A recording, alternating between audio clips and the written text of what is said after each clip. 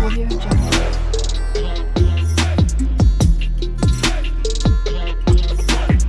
Audio Jungle.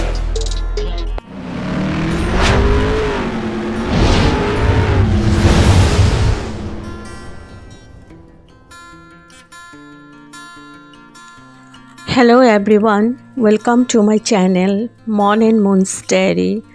আশা করছি তোমরা সবাই খুব ভালো আছো। আজ আবারও চলে এলাম একটা নতুন রেসিপি নিয়ে। আজকে আমি বানাতে চলেছি চিতই, দুধ চিতই। তো তাহলে চলুন দেখে নেওয়া যাক আমি কিভাবে এবং কোন পদ্ধতিতে বানিয়ে নিচ্ছি। খেতে ভীষণই ডেলিশিয়াস হয় এই পিঠেটা, আর সবাই জানো, তবু আমি কিভাবে বানাচ্ছি সেটাই শেয়ার করছি। তো চলো শুরু করে দিই। এখানে আমি এখানে আমি চাউল নিয়ে নিয়েছি। এটা হলো কিনে এনেছি রাইস পাউডার। তো দিয়ে দিচ্ছি নুন। তোমরা যেরকম কোয়ান্টিটিতে বানাতে চাও ওরকমই দেবে, আর পরিমাণ মতো নুন দিয়ে দিবে। ভালো করে মিশিয়ে নিচ্ছি।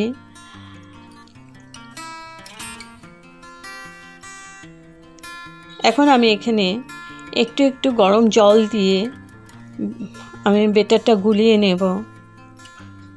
তো ব্যাটারটা গুলিয়ে নিয়েছি। তো এরকমভাবেই গুলিয়েছি। তো এখন আমি এটা ঢেকে 15 মিনিটের মতো রেস্টে রেখে দেব। 15-20 মিনিটের মতো রেস্টে রেখে দেব। আর এদিকে 15-20 মিনিট পর আমি ফিরে আসলাম। দেখো আমার ব্যাটারটা, চালটা নরম হয়ে গেছে। এখন ভালো করে গুলিয়ে নেব, যতটা ফেটানো যায় ফেটিয়ে নেবে। আর কোয়ান্টিটিটা ঠিক এরকম হবে, খুব ঘনও হবে না, খুব পাতলাও হবে না। আর এদিকে আমি 2 লিটারের মতো দুধ বসিয়ে দিয়েছি।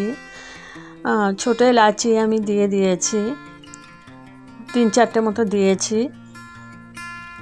এবার ভালো করে নাড়াচাড়া করে দুধটাকে আমি একটু শুকিয়ে নেব।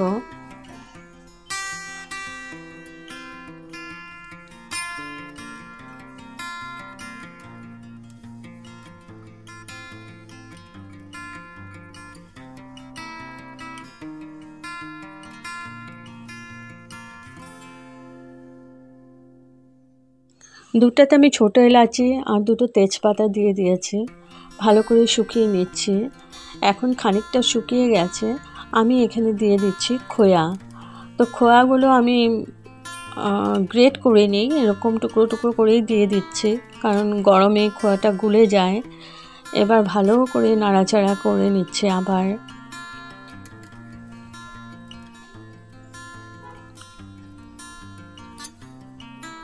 এবার দিয়ে দিচ্ছি চিনি।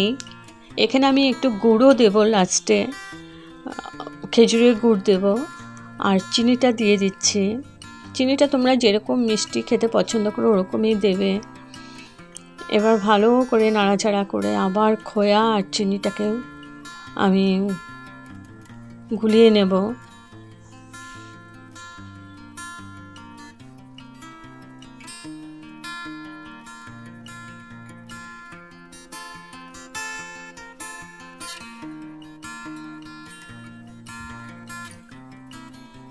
এদিকে পিঠেটা আমার গোলাটার মধ্যে আমি দিয়ে দিলাম খাওয়া সোডা, মানে বেকিং সোডা একটু দিয়ে দিলাম, আধা চামচের মতো।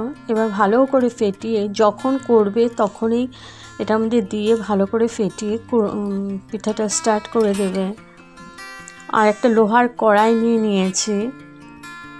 এখন আমি এখানে এটা আমি জল দিয়ে প্রথমে ভিজে ন্যাকড়াটা ভিজিয়ে জল আমি দিয়ে দিলাম। কড়াইটা একটু ভিজিয়ে নিয়েছি। এবার 1 চামচ ব্যাটারটা দিয়ে দিলাম। দিয়ে আমি এবার ঢেকে উপর দিয়ে একটু জল ছড়িয়ে দেব। জলটা ছড়িয়ে দিলাম। এবার জলটা যতক্ষণে শুকাবে আমার পিঠেটা ততক্ষণ রেডি হয়ে যাবে। তো একটু পরে তুলে নিলাম। দেখো ফুলেছে, তো এটা মাটির সরাতে বেশি ভালো হয়। এখন আমি আস্তে আস্তে তুলে রেখে দেব। তো পিঠেটা আমার হয়ে গেছে।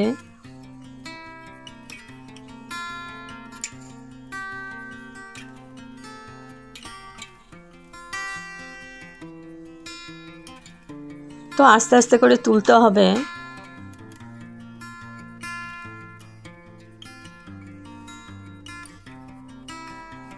এবার আবার আরেকটা পিঠে করে দেখাচ্ছি। আবার আমি ভিজে ন্যাকড়াটা দিয়ে একটু মুছে নিলাম কড়াইটা।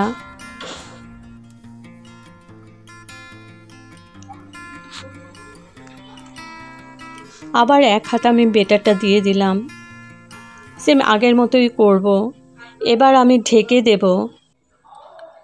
ঢেকে দিলাম। এখন আবার ওপর থেকে একটু জল ছড়িয়ে দিলাম। জলটা যতক্ষণে শুকাবে আমার পিঠে রেডি হয়ে যাবে। তো আমার পিঠেটা রেডি হয়ে গেছে, এখন তুলে নেব।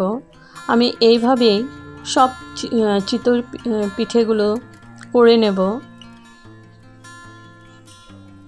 তো চলো সবগুলো করে নিই, তারপরে আসছে আবার। তো আমার সব হয়ে গেছে পিঠেগুলো। পিঠেগুলো আমি 4 ভাগ করে কেটে দিয়েছি, আর এদিকে আমার দুধটাও রেডি হয়ে গেছে। তো এখানে আমি পিঠেগুলো সব দিয়ে দিচ্ছি, দিয়ে আমি কিছুক্ষণ আবার ফুটিয়ে নেব।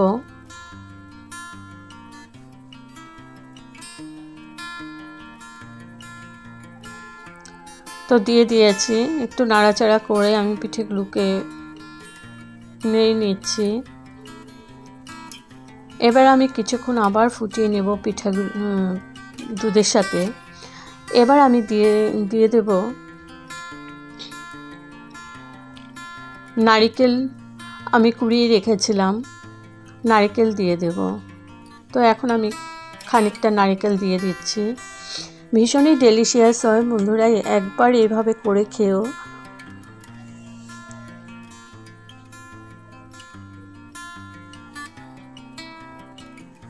এবার ভালো করে মিশিয়ে নিচ্ছি নারকেলের সাথে।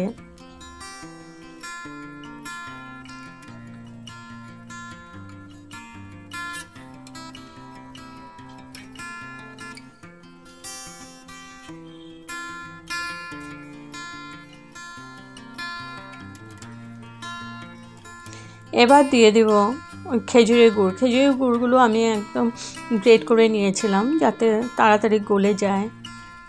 ভালো করে নাড়াচাড়া করে নিচ্ছি।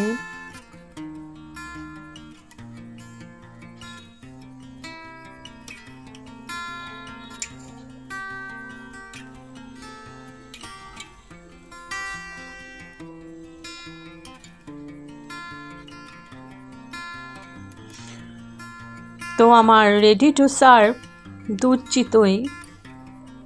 ওপর থেকে একটু নারকেল আমি গার্নিশ করে দিয়েছি, নারকেল কোড়া। তো যদি আপনাদের এই রেসিপিটা ভালো লেগে থাকে তবে like, share, comment and subscribe করতে ভুলবেন না। সাবস্ক্রাইব করার পর পাশে থাকা বেল বাটন অল প্রেস করে দেবেন। ভালো থাকবেন, সুস্থ থাকবেন। আবার আসবো কোনো নতুন রেসিপি নিয়ে। Okay, thank you for watching. Bye by.